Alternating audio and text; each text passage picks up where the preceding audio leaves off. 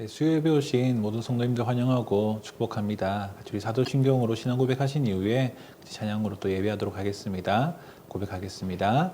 전능하사 천지를 만드신 하나님 아버지를 내가 믿사오며 그 외아들 우리 주 예수 그리스도를 믿사오니 이는 성령으로 잉태하사 동정녀 마리아에게 나시고 본디오 빌라도에게 고난을 받으사 십자가에 못 박혀 죽으시고 장사한 지 사흘 만에 죽은 자 가운데서 다시 살아나시며 하늘에 오르사 전능하신 하나님 우편에 앉아 계시다가 저리로서 선자와 죽은 자를 심판하러 오시리라. 성령을 믿사오며 거룩한 공예와 성도가 서로 교통하는 것과 죄를 사하여 주시는 것과 몸이 다시 사는 것과 영원히 사는 것을 믿사옵나이다. 아멘.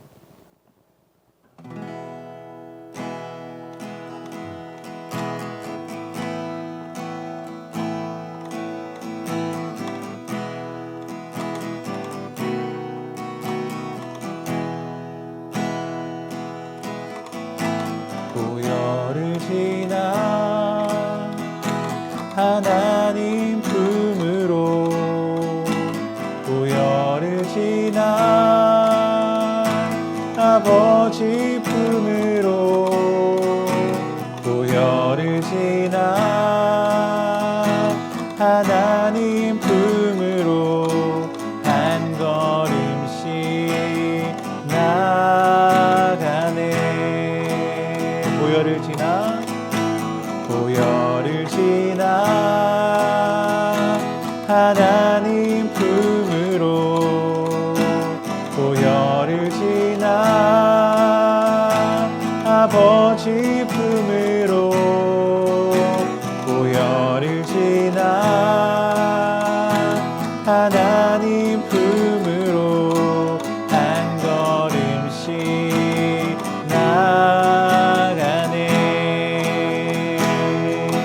존귀한 주 보혈이 내 영을 새롭게 하시네. 존귀한 주 보혈이 내 영을 새롭게 하네.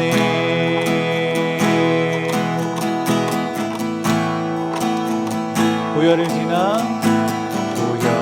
지나 하나님 품으로 고열을 지나 아버지 품으로 고열을 지나 하나님 품으로 한 걸음씩 나가네. 고열을 지나 하나님 품으로 고열을 지나 아버지 품으로 고열을 지나 하나님 품으로 한 걸음씩 나가네. 존귀한 주 보혈이 내 영을 새롭게 하시네. 존귀한 주 보혈이 내 영을 새롭게 하네. 아멘. 존귀한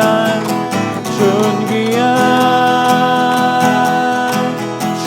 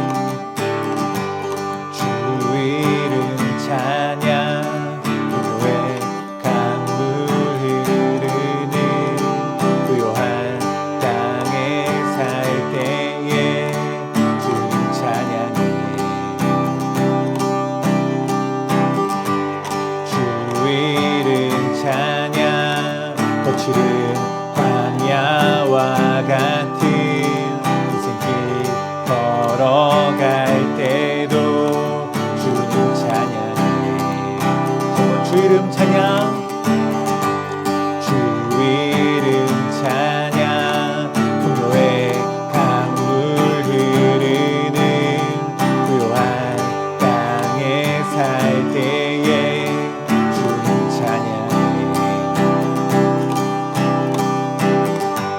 주 이름 찬양.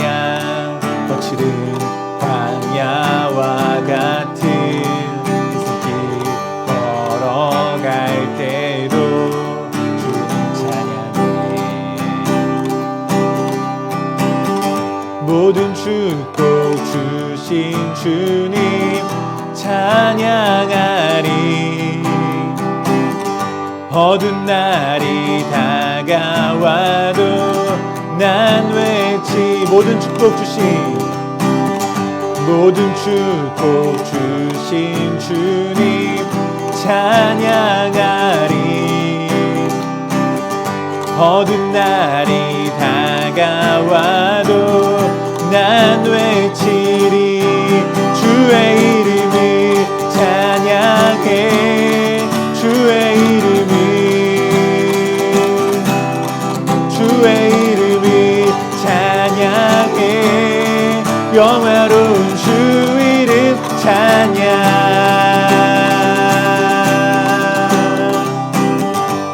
주 이름 찬양. 햇살이 나를 비추고 만물이 새롭게 될 때 주님 찬양해. 주 이름 찬양. 가는 길 험할지라도 고통이 따를지라도 주님 찬양해. 모든 축복 주신 주님 찬양하리. 어두운 날이 다가와도 난 외치리. 주의 이름을 찬양해. 주의 이름을 찬양해. 영화로운 주 이름 찬양. 주의 이름을 찬양해. 주의 이름을 찬양해.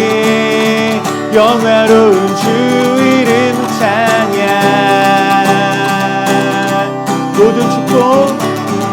모든 축복 주신 주님 찬양하리. 어두운 날이 다가와도 난 외치. 모든 축복 주신 주님 찬양하리. 어두운 날이 다가와도 난 외치리. 주의 이름을 찬양해. 주의 이름을 찬양해. 영화로운 주 이름 찬양. 주의 이름을 찬양해. 주의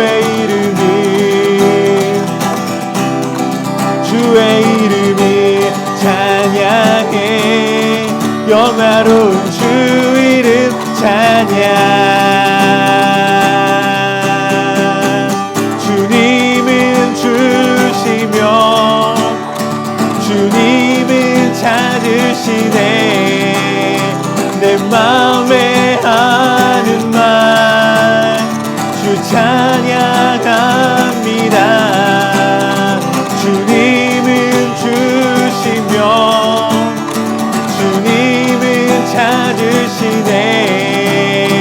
내 마음에 하는 말 주 찬양함. 아멘. 주님은 주시며 주님은 찾으시네. 내 마음에 하는 모든 말 주 찬양합니다. 주의 이름을 찬양해 주의 이름을 찬양해 영화로운 주 이름 아멘. 주의 이름을 찬양해 주의 이름을 찬양해 영화로운 주 이름 찬양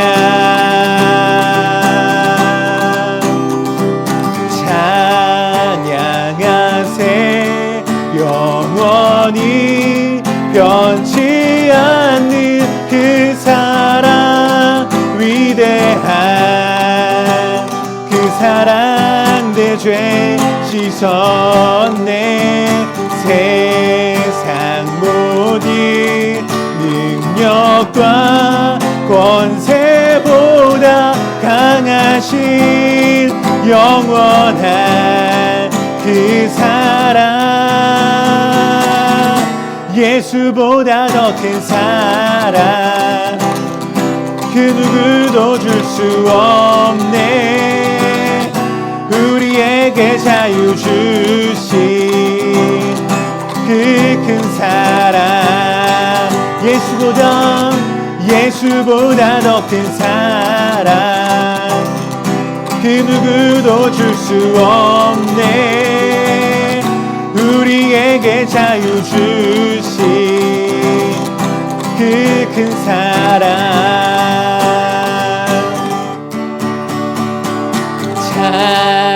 찬양하세 영원히 변치 않는 그 사랑 위대한 그 사랑 내 죄 씻었네 세상 모든 능력과 권세보다 강하신 영원한 그 사랑 예수보다 더 큰 사랑 그 누구도 줄 수 없네 우리에게 자유 주신 그 큰 사랑이 예수보다 더 큰 사랑 그 누구도 줄 수 없네 우리에게 자유 주신 그 큰 사랑에 찬양하세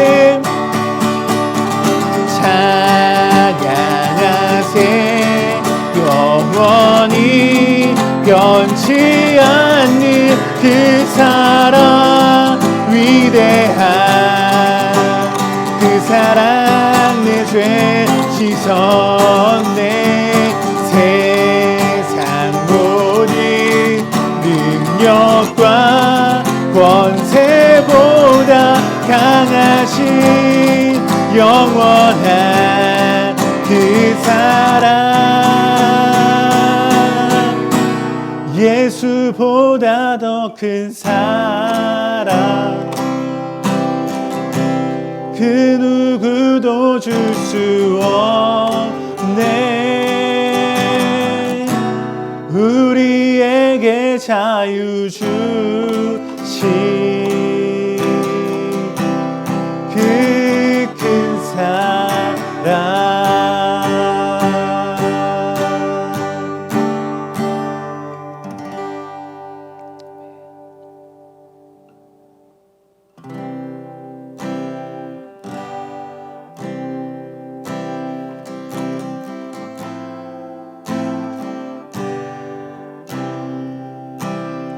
약한 나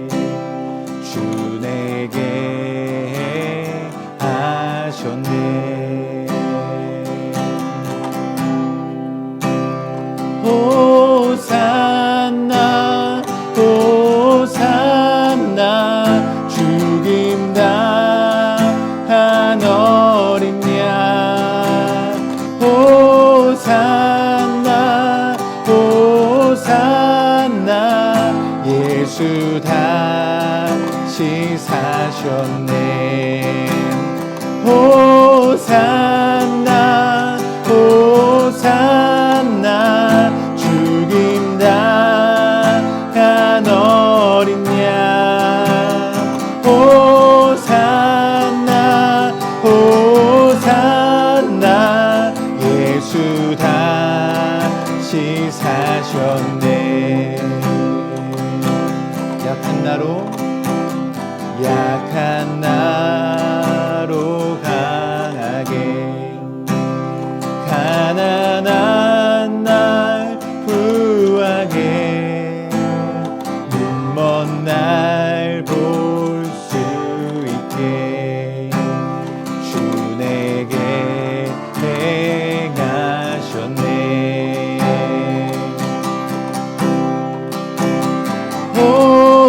호산나 호산나 죽임 당한 어린 양. 호산나 호산나 예수 다시 사셨네. 호산나 호산나 죽임 당한 어린 양. 호산나 호산나 예수 다시 사셨네. 내가 건너야 할까 거기서 내 죄 씻겼네. 이제 주의 사랑이 나를 향해 흐르네. 깊은 강에서 주가 나를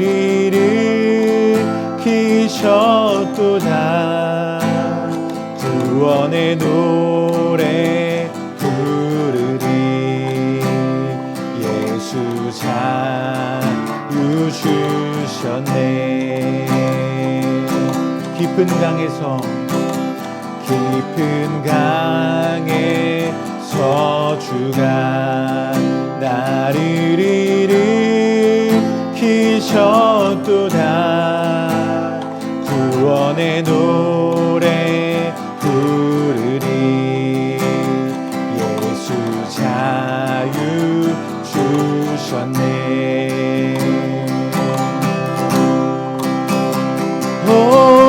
호산나 호산나 죽임 당한 어린 양. 호산나 호산나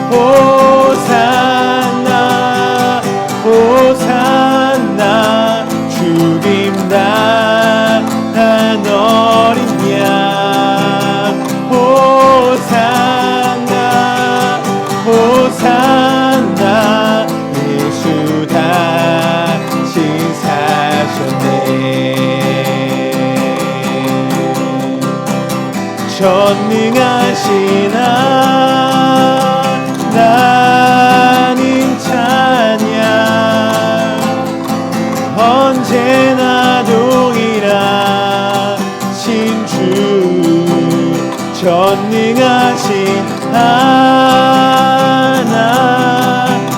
찬양 영원히 다스리네 전능하신 하나님 찬양 언제나 동일하신 주 전능하신 하나님 찬양 영원히 다스리네 전능하신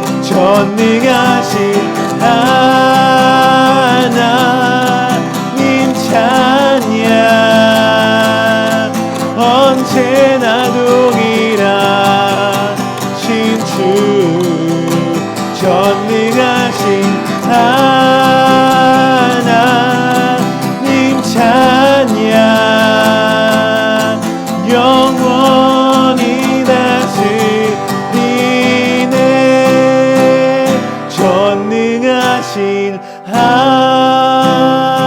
하나님 찬양 언제나 동일하신 주 전능하신 하나님 찬양 영원히 다스리네 영원히 다스리네 영원히 다스리네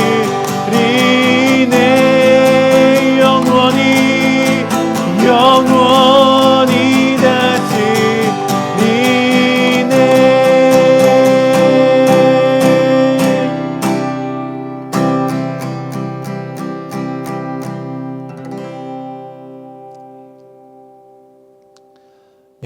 영원히 동일하신 주님 앞에 우리 마음을 다하여서 나아갑니다. 주님, 우리 찬양과 고백을 통하여서 주님 홀로 높임 받아주시고 홀로 영광 받아주시옵소서. 이 시간 모인 자들 가운데 성령님 충만하게 임하여 주셔서 우리 가운데 말씀을 들을 귀와 말씀을 심을 고운 밭을 허락하여 주셔서 주님의 그 말씀이 바람에 날리는 겨와 같이 되지 않게 하시고 우리 심령 깊이 심겨져서 열매 맺는 그런 참되고 진리의 말씀 될 수 있도록 도와주시길 원합니다. 우리의 연약함까지도 주님께 맡겨드리오니 주님 오셔서 우리를 채워주시고 우리의 모든 허술함과 우리의 모든 부족함을 넘으시는 하나님의 영광과 하나님의 충만하심이 예배 가운데 함께하길 원하오니 이곳에 있는 모든 자들 가운데 역사하여 주시옵소서. 감사합니다. 주님, 예수 그리스도 이름으로 기도드렸습니다. 아멘. 할렐루야. 네, 감사합니다. 오늘은 마가복음 보실 텐데요. 마가복음 10장에 17절부터 27절까지입니다. 같이 읽겠습니다. 예수께서 밖에 나가려고 하시는데 한 사람이 예수께로 달려와 그 앞에 무릎을 꿇고 물었습니다. 선하신 선생님, 제가 영원한 생명을 얻으려면 어떻게 해야 합니까? 예수께서 대답하셨습니다. 내가 왜 나를 선하다고 하느냐? 오직 하나님 한 분 외에는 선한 분이 없다. 네가 살인하지 말라, 간음하지 말라, 도둑질하지 말라, 거짓 증언하지 말라, 사기치지 말라, 부모를 공경하라 하는 계명들을 알고 있을 것이다. 그가 말했습니다. 선생님, 저는 어릴 때부터 이것들을 모두 어김없이 지켜왔습니다. 예수께서 그를 쳐다보고 사랑스럽게 여기시며 말씀하셨습니다. 내게 한 가지 부족한 것이 있다. 가서 네가 가진 것을 모두 팔아 가난한 사람들에게 나눠주어라. 그리하면 하늘에서 보물을 얻게 될 것이다. 그리고 와서 나를 따라라. 이 말씀을 듣자 그 사람은 무척 근심스러운 얼굴로 슬퍼하며 떠나갔습니다. 그가 대단한 부자였기 때문입니다. 예수께서는 제자들을 둘러보시고 말씀하셨습니다. 부자가 하나님 나라에 들어가기가 참으로 어렵다. 제자들은 예수의 말씀에 무척 놀랐습니다. 그러자 예수께서 다시 말씀하셨습니다. 얘들아, 하나님 나라에 들어가기가 얼마나 어려운지 부자가 하나님 나라에 들어가는 것보다 낙타가 바늘귀를 지나가는 것이 더 쉽다. 제자들은 더욱 놀라서 서로 수군거렸습니다. 그러면 도대체 누가 구원받을 수 있다는 말인가? 예수께서 그들을 보시고 말씀하셨습니다. 사람은 할 수 없지만 하나님께서는 하실 수 있다. 하나님께는 모든 것이 가능하다. 아멘. 우리는 마가복음을 읽어가면서 어떤 사람이 하나님 나라에 들어갈 수 있는지를 살펴보고 있어요. 우리는 마가복음 10장의 13절부터 16절을 통해서 어린 아이와 같이 하나님 나라를 받아들이는 사람만이 하나님 나라에 들어갈 수 있다는 걸 배웠어요. 어린 아이와 같다는 것은 자기의 부족함을 알고 주님 없으면 안 됩니다. 이렇게 고백하면서 주님께 의존하는 사람이었었어요. 그런데 오늘 말씀에서 등장하는 사람은 부자입니다. 딱 봐도 어린 아이와 매우 대조되는 사람이에요. 부자는 자기 힘으로 많은 것을 할 수 있는 사람입니다. 이 땅에서만큼은 굳이 누구에게 의지하지 않아도 어느 정도 살아갈 수 있는 그런 사람인 것 같아요. 오늘은 그 부자 이야기예요. 마가복음 10장의 17절부터 18절 다시 한번 읽겠습니다. 예수께서 밖에 나가려고 하시는데 한 사람이 예수께로 달려와 그 앞에 무릎을 꿇고 물었습니다. 선하신 선생님, 제가 영원한 생명을 얻으려면 어떻게 해야 합니까? 예수께서 대답하셨습니다. 내가 왜 나를 선하다고 하느냐? 오직 하나님 한 분 외에는 선한 분이 없다. 예수님께서 밖에 나가시려고 하시는 것으로 이 장면이 시작이 되고 있어요. 그러니까 오늘 집에 계시다가 밖으로 나가시는 것 같아요. 개역개 중에서는 예수께서 길에 나가실세라고 번역을 했는데요. 원문에 길이라는 단어가 있어서 그렇게 번역을 한 것 같아요. 예수님께서는 어디론가 가시려고 길로 들어서신 거예요. 마가복음은 예수님께서 갈릴리에서 출발해서 예루살렘의 십자가에 이르는 그 십자가를 향하여 가시는 그 여정을 그걸 그리고 있는 복음서예요. 예수님께서 가시는 이 길은 어쩌면 그 십자가로 향하는 길인지도 모르겠어요. 그래서 구원의 이야기를 이제 시작을 하면서 일부러 길에 들어서시는 그런 예수님의 모습을 묘사한 것 같아요. 그 예수님께 한 사람이 달려옵니다. 그런데 이 사람의 이름은 없어요. 이 사람에게 나중에 대단한 부자였다는 설명이 덧붙여지긴 하지만은 이름은 끝내 밝혀지지 않습니다. 그냥 한 사람이에요. 마가복음은 마태복음처럼 이 사람이 젊다는 것도 말하지 않고 누가복음처럼 정치적 지위가 높다는 것도 말하지 않습니다. 사람들은 이 복음서들의 내용을 다 종합을 해서 이 사람을 젊은 부자 관원이라고 지칭하기는 하지만은 마가복음에서는 그저 이 사람을 한 사람이다 이렇게 말을 하고 그저 이 사람이 가진 재물만 강조하고 있어요. 이 한 사람이 달려왔어요. 그리고 무릎을 꿇어요. 그리고 예수님께 질문을 하는데요. 그 태도를 보면 꽤나 진지하고 다소 긴급하기까지 한 것 같아요. 이 사람은 예수께 달려와 그 앞에 무릎을 꿇고 물었어요. 그렇게 무릎을 꿇고 예수님을 부르는 그 자세를 보면 이 사람은 예수님을 경외하고 존경하고 있어요. 이 사람에게서 예수님을 공경에 빠뜨리려는 그런 어떤 거짓된 동기, 나쁜 동기는 찾아볼 수가 없습니다. 그런데 이 사람이 예수님을 이렇게 불러요. 뭐라고 불러요? 선한 선생님. 그 다음 질문은 더 진지합니다. 제가 영원한 생명을 얻으려면 어떻게 해야 합니까? 영생을 얻으려면 어떻게 해야 합니까? 이렇게 질문을 하고 있어요. 영생. 네, 영어로는 뭐예요? Eternal life. 그죠? 저터널 아니고 Eternal life죠. 해보세요. Eternal life. Eternal life. 이게 이제 헬라어로 하면 이것은 조엔 아이오니온 이렇게 불러요. 뭐라고요? 좀 어렵다, 그죠? 헬라어로 하면 조엔 아이오니온 이렇게 불러요. 한번 해보세요. 조엔 아이오니온. 이 영생, 이 이터널 라이프, 이것을 어떻게 얻어야 하는지 그걸 지금 묻고 있어요. 사실 대단한 질문입니다. 우리는 이 질문을 언제쯤 했었나요? 이 사람이 이 질문을 하는 걸 보면 이 사람은 우선 죽음 이후의 삶을 믿고 있는 거예요. 그렇죠? 그리고 영생이 그냥 주어지는 건 아니라는 것도 알고 있는 거예요. 그러니까 뭔가를 해야지, 뭔가 자격을 얻어야지 영생이 우리에게 주어진다고 생각을 하는 거예요. 어쩌면 이 사람은 자신이 이미 영생을 소유하고 있다는 것을 확인받고 싶었는지도 모르겠어요.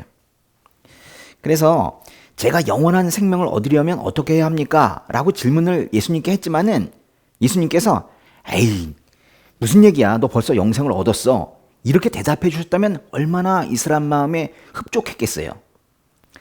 그런데 우리는 이 사람의 질문이 처음부터 잘못되어 있다는 걸 알고 있습니다. 이 사람의 질문은 잘못되었어요. 왜 그래요? 이 사람은 이렇게 질문해요. 이 사람은 어떻게 해야 영생을 얻느냐 이렇게 물어요. 사실 영생은 그렇게 무엇을 어떻게 해야 얻는 게 아니잖아요. 아멘? 어떻게 해야 얻는 게 아니거든요. 사실은 하나님께서 십자가에서 하신 일, 그건 하나님께서 하신 거죠. 하나님께서 십자가에서 하신 일을 믿는 사람에게, 그 사람에게 주시는 것이 그게 바로 구원이에요. 사람이 무슨 행동을 해야 영생을 주시는 게 아니란 말이에요. 그러니까 처음 시작부터 지금 잘못되어 가고 있어요. 그런데 이 사람은 그렇게 행위 중심적인 사고를 그대로 가지고 있는 걸 잘 몰랐죠. 그러면서 그것을 예수님께 질문을 합니다. 어떻게 해야 영생을 얻습니까? 이렇게 묻는 거예요. 그래서 예수님은 그 선한 선생님이라는 호칭에 대해서부터 거기서 문제를 제기하는 거예요. 선한 선생님. 뭐 그 뒤에 많은 이야기가 나오지만은 예수님께서는 사실 이 선한 선생님이라는 이 호칭만으로도 이 사람의 구원관을 모두 아셨던 것 같아요. 야, 이 사람은 선한 행동을 해야 구원을 얻는다고 아직도 생각하고 있구나. 뭐 이렇게 아셨던 거죠. 이 한 사람, 이 달려온 사람은 사람의 선함에 관심이 있었던 거예요. 선하면 구원받고 그렇지 못하면 지옥 간다. 이렇게 생각하고 있었던 거예요. 그래서 예수님도 그 선함의 상징으로 보면서 선한 선생님 이렇게 불렀던 거거든요. 예수님은 하나님의 그 절대적인 선함에 비추어 보면 이 세상 누구에게도 선하다는 표현을 쓸 수 없다고 말씀하세요. 예수님의 죄 없음과 그 신성을 생각해 보면 내가 왜 나를 선하다고 하느냐는 이 질문은 사실상 문제가 있어 보이긴 해요. 그러나 이거는 하나님께서 선하시다는 것을 강조하는 것이지 예수님 자신이 선하지 않다고 말씀하시는 것은 아닐 거예요. 사실 예수님은 이 사람이 선한가 악한가에 대해 관심을 가지는 게 안타까웠던 거예요. 하나님만이 선하시다는 표현을 쓰신 것도 우리에게 구원을 주시는 분이 누구인지를 알아야 한다. 잘 알아야 한다. 이렇게 말씀하시는 것 같아요.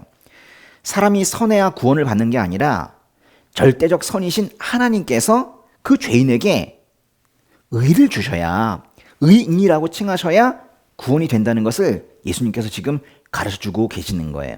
그 다음에 19절에서 20절 한번 읽어보겠습니다.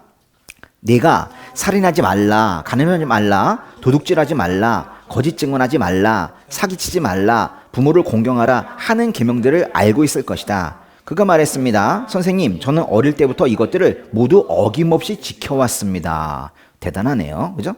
예수님께서는 이 한 사람이 십계명을 잘 알고 있으리라고 일단 전제를 하시고 말씀하세요. 살인하지 말라, 간음하지 말라, 도둑질하지 말라, 거짓 증언하지 말라, 사기치지 말라, 부모를 공경하라. 예수님께서 이 말씀하신 것은 살인을 안 하고 간음을 안 하고 도둑질을 안 하면 하나님 나라에 들어갈 수 있다는 말씀이 결코 아니에요. 이 사람이 선함과 악함에 대해 관심이 있고 이 사람 자체의 삶이 율법주의적인 것을 일단 보시고 이 사람의 관심사에 대해서 말씀하신 것뿐이에요. 예수님의 말씀이 채 끝나기도 전에 이 사람이 대답합니다. 제가 그거 다 지켰습니다. 이렇게 말하잖아요. 저는 어릴 때부터 이것들을 모두 어김없이 지켜왔습니다. 이렇게 말해요. 계명을 지키는 것에 대해서 양심이 거리낄 것이 하나도 없다고 이렇게 말하고 있는 거예요. 물론 이 사람은 십계명의 본뜻을 제대로 해석해 주신 예수님의 가르침은 몰랐을 수는 있어요. 그건 못 들었을 수는 있어요.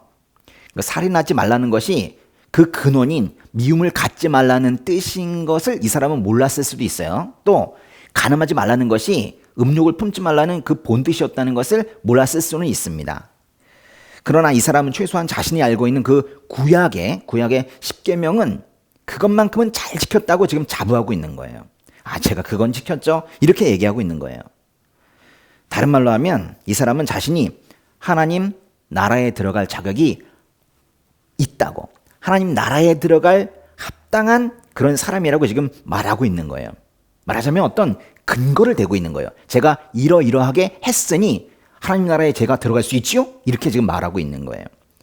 이 사람은 젊고 부자이고 정치적 지위도 높은데 거기에다 종교적인 열심도 있는 거예요. 뭐가 있다고요? 종교적인 열심이 있는 거예요. 이게 문제입니다. 종교적인 열심. 이걸 가끔 사람들은 신앙으로 오해하기도 하는데요. 이 종교적인 열심, 이게 문제예요. 계속 보겠습니다. 21절 한번 읽어보세요. 예수께서 그를 쳐다보고 사랑스럽게 여기시며 말씀하셨습니다. 내게 한 가지 부족한 것이 있다. 가서 내가 가진 것을 모두 팔아 가난한 사람들에게 나눠 주어라. 그리하면 하늘에서 보물을 얻게 될 것이다. 그리고 와서 나를 따라라. 그런데도 이 한 사람을 보시면서 예수님께서는 그래도 사랑스럽게 여기셨대요. 이 사람은 자신이 이제껏 이루었던 것들에 이제 영생이라는 것만 하나 더 추가하면 자신의 삶이 완성된다고 생각했던 것 같아요. 여태까지 많은 걸 이루었잖아요. 명예와 돈 많이 이루었는데 거기다가 메뉴에다가 하나만 더 얹으면 된다고 생각했던 것 같아요. 마치 그 돌을 구하는 구도자 있죠? 구도자의 모습으로 그렇게 예수님께 달려온 거예요. 워낙에 이러지도 못한 사람들이 많기 때문에 이렇게만 하더라도 사실 사랑스럽게 보이죠. 그래서 영생을 어떻게 얻습니까? 질문은 틀렸지만 그래도 그런 질문을 한다는 것 자체가 그래도 사랑스럽긴 한 거예요. 영원한 생명을 궁금해야 한다는 것 자체가 예수님께서는 그를 품어줄 그럴 사람으로 보신 것 같아요. 그런데 예수님께서 이렇게 진리의 말씀을 하세요. 내게 한 가지 부족한 것이 있다. 가서 내가 가진 것을 모두 팔아 가난한 사람들에게 나눠 주어라. 그리하면 하늘에서 보물을 얻게 될 것이다. 그리고 와서 나를 따라라. 여러분, 부자가요, 그 가난한 사람에게 재산을 나눠주면은 그 가난한 사람이 부자가 되나요? 사실 그렇지는 않아요. 가난한 사람은 예전에도 있었고 지금도 있고, 그래 부를 좀 나눠 갖는다 하더라도 여전히 가난하죠. 그러니까 이거는 가난한 사람들을 구제하라는 이런 명령은 사실은 아니에요. 그 사람들에게 관심이 있는 게 아니라 바로 이 재물을 가진 이 부자에게 지금 관심이 있는 거예요. 예수님은 이 사람에게 한 가지 부족한 것이 있으시다면서 이 사람의 재산을 모두 팔아 가난한 사람들에게 나눠주라고 하세요. 삭개오도 모두 팔진 않았어요. 이 사람에게는 모두 팔으라고 그렇게 말씀하셨어요. 그러면 하늘의 보물을 얻게 될 것이라고 말씀을 하십니다. 17절에 그 영원한 생명을 얻는다는 그런 말이나 21절에 하늘의 보물을 얻는다는 그런 말이나 앞으로 이제 보시게 될 23절에 하나님 나라에 들어간다는 말이나 26절에 구원을 얻는다는 말은 다 같은 말이에요. 모두 구원을 받는다는 말이죠. 그러니까 재물을 모두 가난한 사람들에게 나눠줘야 구원이 된다. 지금 이렇게 말씀하신 거예요. 구원에 있어서 이 사람의 재물은 도움이 안 되는 거였어요. 이 사람에게는 오히려 그 재물이 방해물이 되지 않았습니까? 이 사람이 구원을 받기 위해서는 한 가지 부족한 것을 채워야 하는데 그 부족한 게 뭐냐면 오히려 많은 재물이에요. 그렇게 열심히 모았던 그 많은 재물이 오히려 이 사람에게는 구원에 있어서 부족한 것이 되었단 말이에요. 많은 재물이 이 사람을 실족하게 하는 거예요. 여러분, 사람이 실족하면 어떻게 되나요? 다리만 삐끗하나요? 목숨이 위태롭죠. 그리고 이 사람 입장에서도 이것은 겨우 한 가지가 아니에요. 한 가지가 부족하다 그랬지만 사실 한 가지가 아닌 거예요. 이 사람이 어떻게 이 재물을 모았는데요. 이 사람에게는 그것이 모든 것이나 마찬가지입니다. 그동안 재산을 모으기 위해서 얼마나 열심히 공부하고 얼마나 열심히 일했겠어요. 재산을 다 팔라는 것은 이 사람의 전 인격적인 변화와 삶의 모든 변화를 말하는 거예요. 라이프 스타일이 완전히 싹 바뀌어야 되는 거예요. 예수님의 말씀을 듣는 이 사람의 마음을 한번 생각해 보세요. 얼마나 놀랐겠어요. 마치 혹대로 왔다가 혹 붙이고 가는 그런 격 아닙니까? 그런데 예수님의 말씀에서 그만큼 중요한 말은 그리고 와서 나를 따라라예요. 따르라는 겁니다. 어떤 마음 상태가 되어야 예수님을 따를 수 있는지를 그걸 지금 말씀하시는 거예요. 순서가 있어요. 일단 재산을 다 팔아서 가난한 사람들에게 나눠줘야 그 다음에 예수님을 따를 수 있어요. 이 사람이 재산을 다 팔 수 있을까요? 여러분, 재산을 모두 다 팔 수 있습니까? 22절 한번 읽어보세요. 이 말씀을 듣자 그 사람은 무척 근심스러운 얼굴로 슬퍼하며 떠나갔습니다. 그가 대단한 부자였기 때문입니다. 22절 그 끝에 있는 그대로 이 사람은 대단한 부자예요. 재물이 많았다는 거예요. 그런데 그 많은 재물을 팔아서 가난한 사람에게 나눠주고 주님을 따르라는 이 말씀을 듣고는 이 사람의 마음이 흐려졌어요. 먹구름이 끼었어요. 이 사람의 감정을 표현한 그 근심스러운 얼굴로 슬퍼했다는 그 말의 그 원어적인 의미가 마치 이게 날씨가 흐린 상태를 말하는 거예요. 그렇게 이 사람은 크게 낙담하고 떠나갔습니다. 보세요. 떠나갔다고 그랬잖아요. 그러니까 예수님의 요청은 뭐였어요?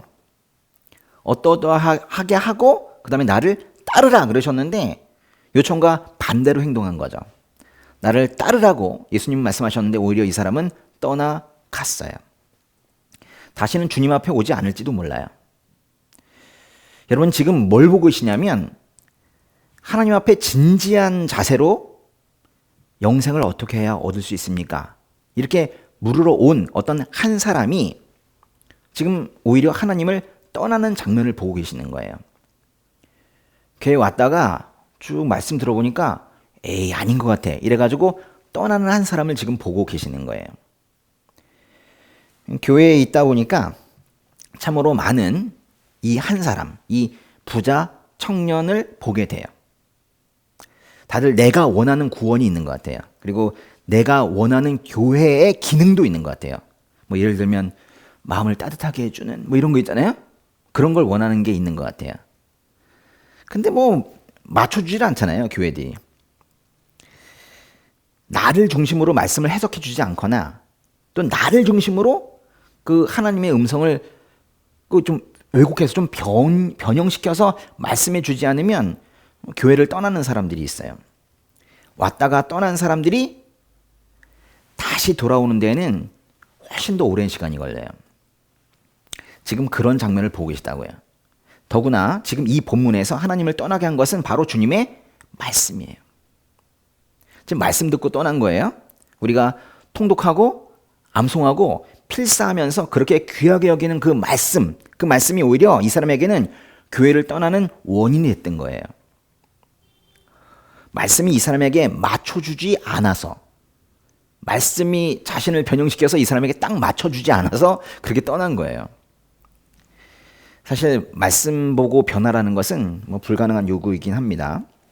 이 사람은 모든 것을 다 팔아서 가난한 사람에게 나눠주라는 그 주님의 말씀을 폭력적이다 이렇게 여겼을지도 몰라요. 아니 저게 지금 말이 되는 건가 이렇게 생각했을지도 모르죠. 너무하다고 생각했을 거예요. 이 사람은 떠났어요. 그러니까 이 사람이 떠난 거를 보고 우리가 이제 이 사람을 주님께 삐쳤구나 이렇게 말할 수는 없을 것 같아요. 이 사람은 나름 진지했어요. 그리고 주님께서 가진 모든 것을 팔아서 가난한 사람에게 나눠주라 하셨을 때 이 사람이 뭔가 한계를 느꼈던 것 같아요. 아, 내가 할 수 없는 거구나.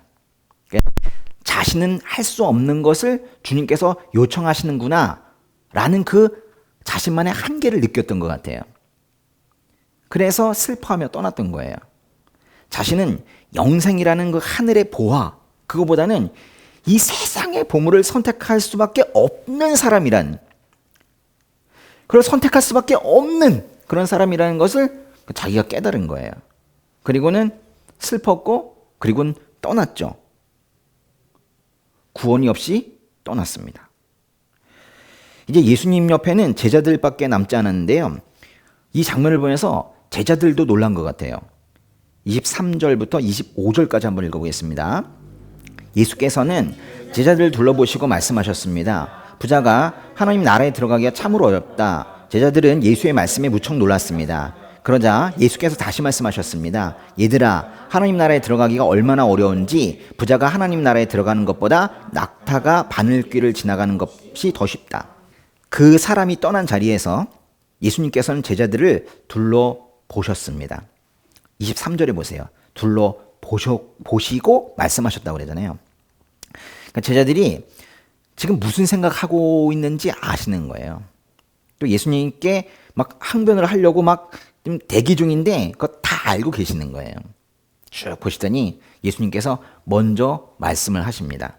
이렇게 말씀하세요. 부자가 하나님 나라에 들어가기가 참 어렵다.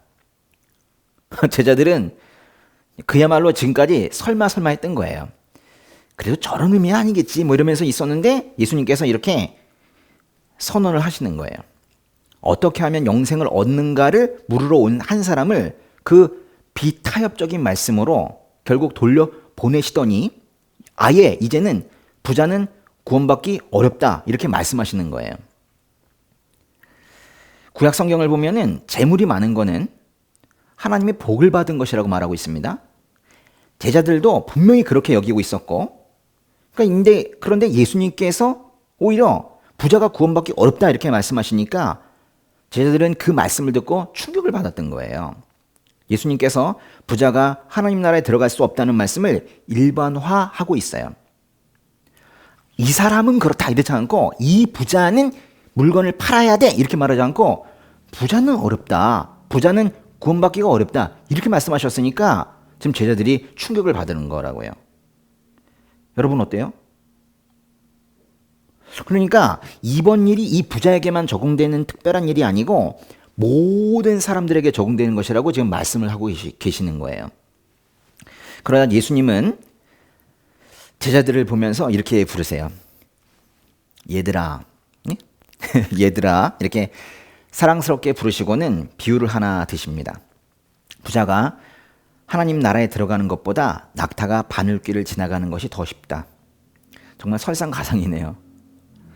제자들은 다른 이야기를 원했을지도 모르는데 같은 말씀을 그대로 비유로 다시 말씀하시는 거예요. 낙타는 이 지역에서 볼 수 있는 가장 큰 동물 중에 하나입니다. 그러니까 낙타가 바늘길을 통과한다? 이거는 불가능하다는 얘기예요. 노력해도 이룰 수 없다는 얘기죠. 어떤 사람들은 이 말씀을 보면서 바늘귀라는 것을 달리 해석하는데요. 바늘귀가 그 성벽에 있는 작은 문의 이름이라고 바늘귀문이라는 게 있다면서 거기에 낙타가 이렇게 고개를 숙이고 이렇게 가면은 어려워도 갈 수는 있다. 뭐 이렇게 해석하는 분들도 있는데 그런 걸 안타깝다고 하는 거예요. 이 낙타 비유는 그저 터무니없이 불가능하다. 지금 그걸 말하고 있는 거예요. 지금 달려온 이 사람은 말씀 그대로 대단한 부자입니다. 재물이 많아요. 이 사람은 자신이 부자이기 때문에 하나님 나라에서도 이 땅이 아니라 하나님 나라에서도 여전히 자신이 중요한 인물이기를 바랬던 것 같아요. 그러나 이 사람은 자발적으로 자기 소유를 포기하고 예수님을 따르지 않아서 생명으로 가는 길이 막혔어요. 그래서 이제 우리는 이 본문을 읽으면서 포기라는 개념에 대해서 생각하게 되는 거예요. 포기.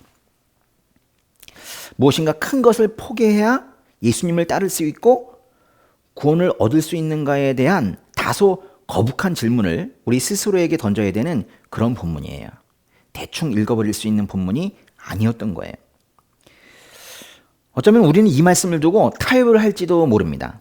이 정도죠. 부자는 하나님 나라에 들어가기가 어렵기는 하다. 그러나 가능할 수도 있다. 그리고 아마 예수님도 그렇게 말씀하시고 싶었을 것이라고 생각할지도 몰라요. 그러나 예수님은 매우 단호하세요. 부자가 하나님 나라에 들어가는 것보다 낙타가 바늘길을 지나가는 것이 더 쉽다. 안 된다. 예수님 말씀대로라면 부자가 하나님 나라에 들어가는 것은 불가능합니다. 그러니까 우리는 이 본문을 읽으면서 그 재물, 그 부를 포기해야 하는가? 그래야 구원을 얻을 수 있는가? 뭐 그런 질문에 다시 봉착하게 되는 거예요. 제자들도 그랬던 것 같아요. 그래서 예수님께 놀라서 묻습니다. 26절과 27절 읽어볼게요. 제자들은 더욱 놀라서 서로 수군거렸습니다. 그러면 도대체 누가 구원받을 수 있다는 말인가? 예수께서 그들을 보시고 말씀하셨습니다.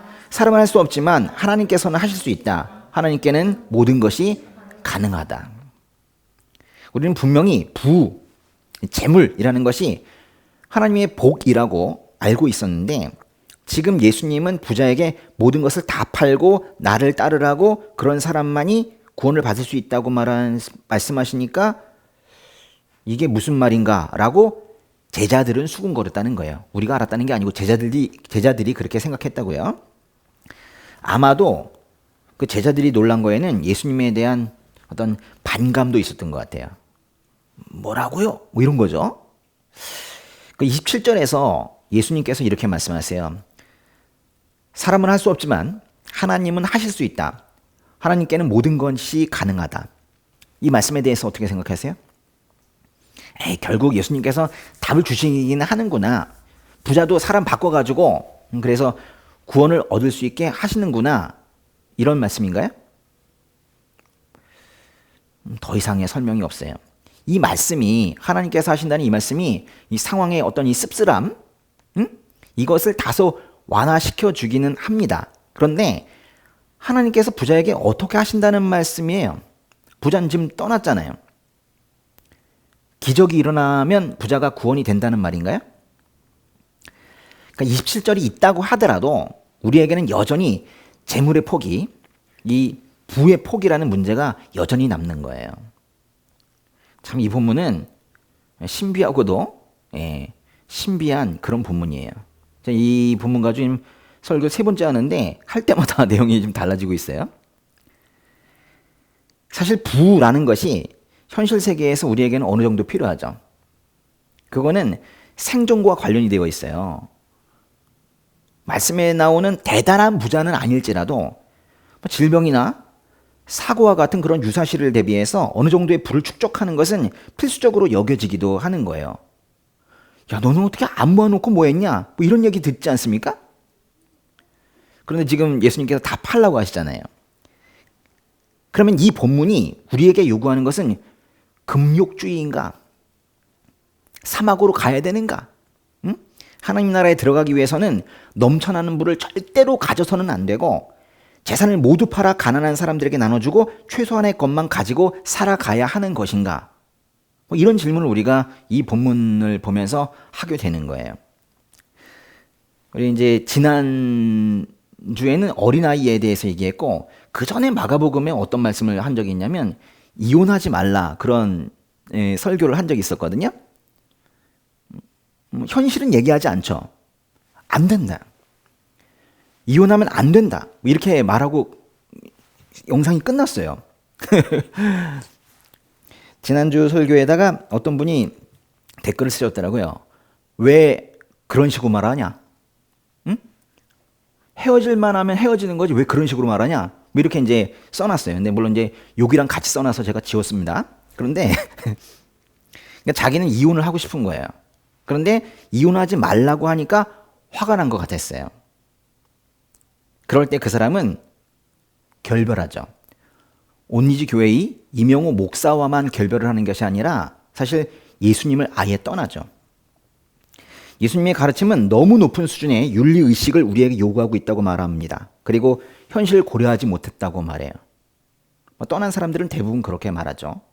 그러면서 그 말씀에 순종할 가치에 대해서도 나름대로 생각을 해요. 순종할 가치가 있는가? 없는가를 따지죠. 자기가. 그 순종이 나에게 얼마나 많은 유익을 주는가? 그 순종이 미련하지는 않은가?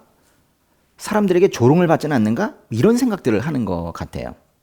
그런데 오늘 말씀이 또 그런 거라고요. 가진 것을 모두 팔아 가난한 사람들에게 나눠준 후에야 하늘에서 보물을 얻게 될 것이고 그 후에야 예수님을 따르라는 이 요구는 어느 정도의 이 재물을 부를 가진 현대인들에게 아멘 하기에는 부담스러운 말씀이기도 한 거예요. 아니 꼭 그 얘기가 아니라니까 이렇게 타협하면 안 된다고요. 이 얘기는 오늘 재물 얘기를 하고 있는 거예요. 그런데 보세요. 예수님의 말씀은 잘못된 것이 하나도 없습니다. 사실 예수님의 말씀은 비현실적이지도 않아요. 이 젊은 부자 관원은 이 땅에서 나름 성공했다고 말할지도 모르지만은 실은 이 젊은 부자 관원은 재물의 노예였어요. 맞습니까? 이 사람이 슬퍼한 이유가 뭐겠어요?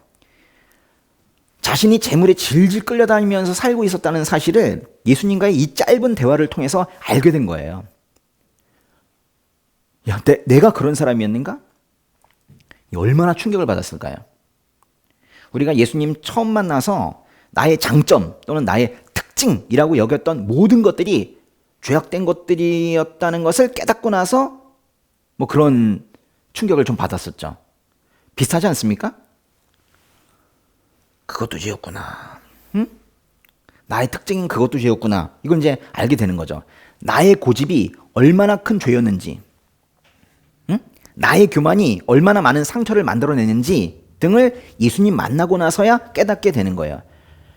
자기가 그렇게 욕하던 그 꼰대의 모습이 자기에게 있다는 것을 알고 나서 얼마나 놀랐겠어요. 나 예수님 만나야 알게 되는 거죠. 그런데 이때 이제 우리의 반응은 둘 중 하나예요. 뭐 깨달음이 없으면 반응도 없겠지만 일단 깨달음이 있다고 하시고, 깨달음이 있다면 그때 이제 나를 바꾸고 예수님을 따를 수 있죠. 순종하는 거예요. 그런데 깨달았지만은 마음에서 요동을 치면서 말씀을 막 밀어내고 이러다가 결국 끝내 예수님의 말씀은 순종하지 않을 수도 있어요. 날씨가 잔뜩 찌푸린 것처럼 슬픈 표정으로 돌아간 이 한 사람에 대해서 성경은 더 이상 언급하고 있지는 않지만은 이 사람은 돌아가서 아마도 많은 날들을 잠못 이루었을 것 같아요. 자신이 소유하고 있는 것이 자신을 실족하게 만드는 어떤 것이었다는 사실을 받아들이기가 쉽지 않았을 것 같아요. 내가 가진 게 나를 넘어뜨리고 있는 거예요. 근데 그거를 받아들여야 된다니까요. 그걸 받아들이는 것. 그걸 내려놓음이라고 그래요. 내려놓음. 그게 예수님께서 우리에게 요청하시는 거예요. 예수님께서 부자는 하나님 나라에 들어가는 것이 어렵다고 일반화시켜서 말씀하신 것은 재물이라는 것이 얼마나 현대인을 꼭 붙잡고 있는지를 말씀하시는 거예요. 재물은 그 많은 예시 중에 하나이지만 사실 제일 큰 예시죠. 경제가 무너져서 다시 일어나야 하는 이 시점에서 지금 이 부자와 구원의 이야기를 하는 게 시기상 맞지 않는 거 저도 알아요. 그러나 오히려 지금 그나마 남아있는 불을 끝끝내 놓지 못하고 전전긍긍하고 있는 우리의 모습을 봐야 할 때인 것 같아요. 있으면 있는 대로 없어질까 걱정하죠. 또 없으면 또 없는 대로 또 그 불편하다고 또 걱정해요. 그게 재물이에요. 이 재물에 대해서 주님께서 우리에게 명확하게 말씀하셨습니다. 하나님과 재물을 동시에 섬길 수 없다. 하나님과 재물을 동시에 섬길 수 없어요. 이거는 하나님과 재물을 동시에 섬기는 것이 나쁘다는 말이 아니라 아예 그럴 수 없다는 거예요. 불가능하다는 말이에요. 재물을 섬긴다면 하나님을 섬기지는 못하고 있는 거죠. 우리는 이 말씀을 통해서 재물뿐만이 아니라 하나님 나라의 그 거룩한 수준에 이르는데 방해가 되고 있는 나의 소유, 내가 가진 것이 무엇이 있는지 그걸 한번 생각해 봐야 되는 거예요. 재물은 그 중에 하나입니다. 그러면 재물이 없으면 죽을 것 같나요? 짧게 돈이 없으면 죽을 것 같아요? 오늘 있다가 내일이면 불 속에 던져질 들풀도 하나님께서 입히시는데 하물며 우리는 얼마나 더 잘 입히시겠어요? 무엇을 먹을까? 무엇을 마실까? 무엇을 입을까? 걱정하지 말라고 하셨어요. 그 걱정, 그 염려가 우리를 실족하게 만드는 거예요. 먼저 그의 나라와 그의 일을 구할 때 하나님께서는 우리에게 모든 것을 더해 주신다고 했어요. 우리가 이 땅에서 그리스도인으로 살면서 다른 이들과 다른 게 뭐가 있어요?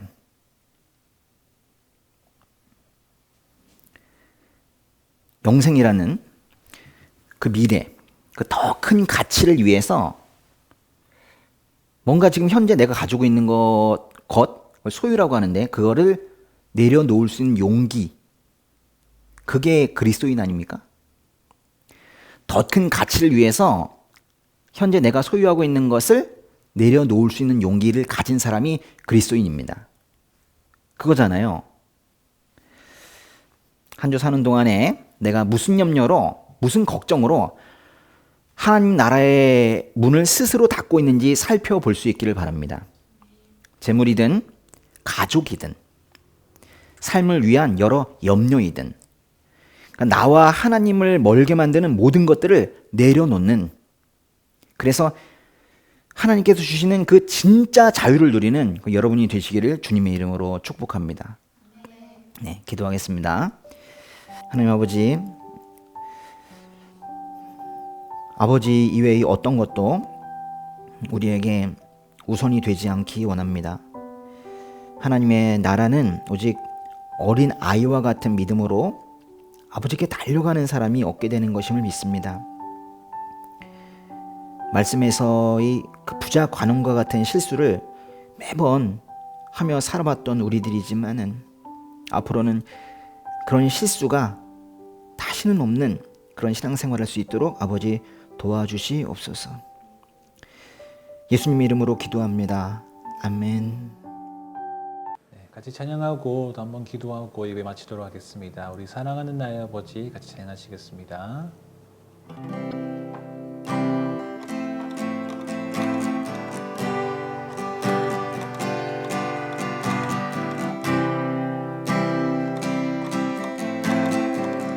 사랑하는 나의 아버지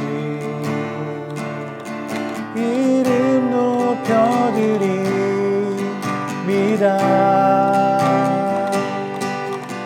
주의 나라 찬양 속에 임하시니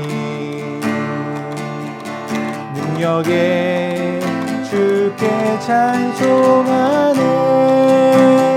전능하신 하나님 찬양 언제나 동일하신 주 전능하신 하나님 찬양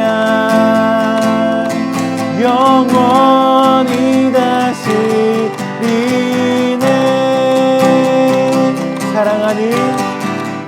사랑하는 나의 아버지 이름 높여드립니다.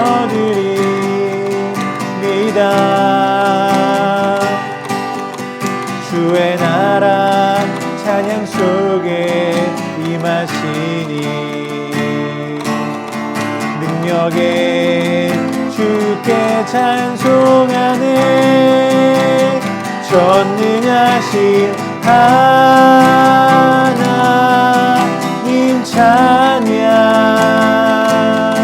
언제나 동일하신 주 전능하신 하나님 찬양 영원히 다스리네. 영원히 다스리네. 영원히 다스리네.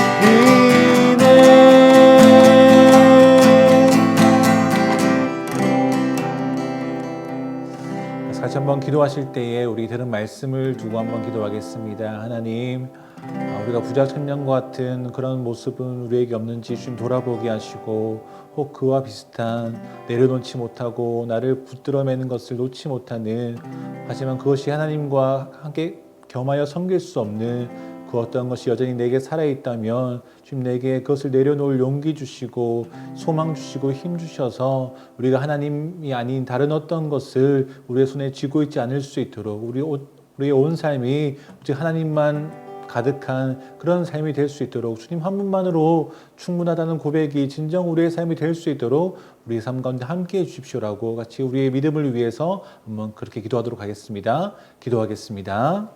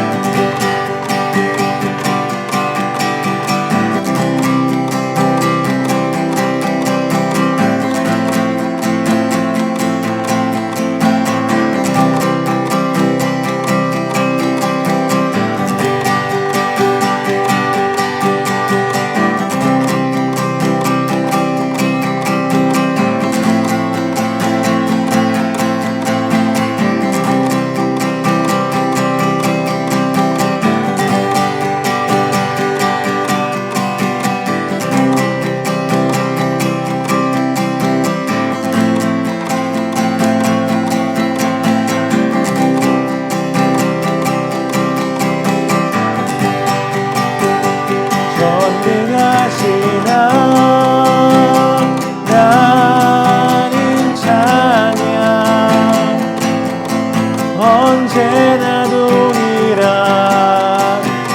주 전능하신 하나님 찬양 영원히 다스리네 전능하신 하나님 찬양 언제나 동일하신 주 전능하신 하나님 찬양 영원히 다스리네